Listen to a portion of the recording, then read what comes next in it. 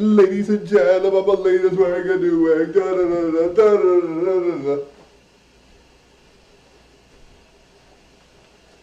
Alright guys, I got 3 new wigs, darling. I'm so excited, darling. Da, da, da, da, da, da, da, da, da, da.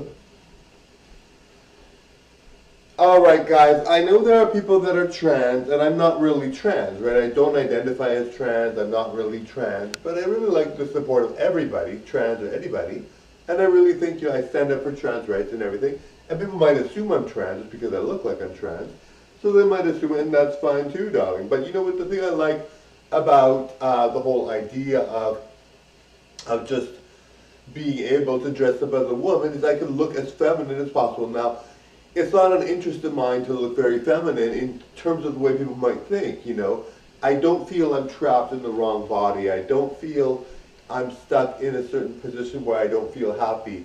I love being a guy as Marco. I enjoy being a guy as Marco. I love, love, love it. I really would rather be Marco 24 hours a day in my personal life. The thing that I don't find the thing that I find about being feminine that I really like is I've always liked the extreme masculine and the extreme feminine, whether it's in art, or whether it's who I date, or whatever, right? So I always strive to be the most feminine I can be, the girliest girl ever. And I really value that. That's something I really value. I know people are like, well, if you're a guy, how can you be really feminine? Well, look at me, guys. Look at me, darling. Look at me. And guys, I support the trans community very wholeheartedly. There are some really pretty trans girls out there. Even if you're not pretty, you should feel good about yourself. Everyone is so happy in the community. They deal with a lot. They have a lot of burden. And people just automatically assume that because I dress like as a girl, that I'm trans. And I'm not really trans, but people just assume that, and they think, oh my God, they give me the same kind of negative responses that a trans person gets, and I'm like, well, I'm not trans, You're seeing me as a guy in my personal life. I'm obviously not trans.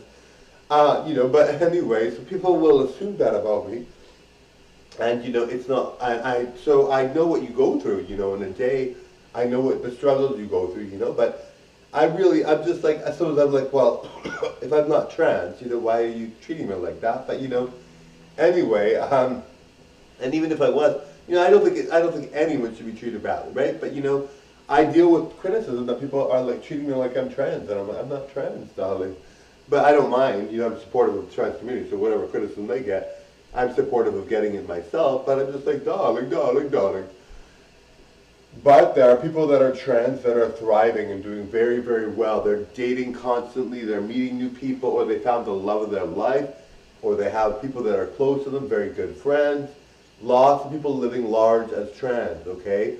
So if you're not living large as a trans person, or even lesbian, gay, or bisexual, then something's wrong, okay? If you're not living large.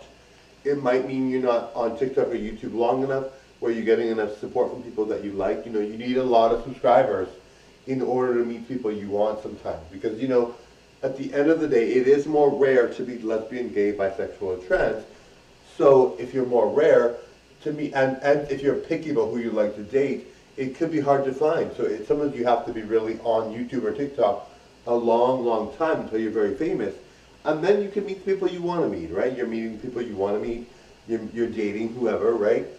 Or you found the love of your life. Anyway, totally enjoyed the show, guys. Thank you, darling. I gotta go. Bye now.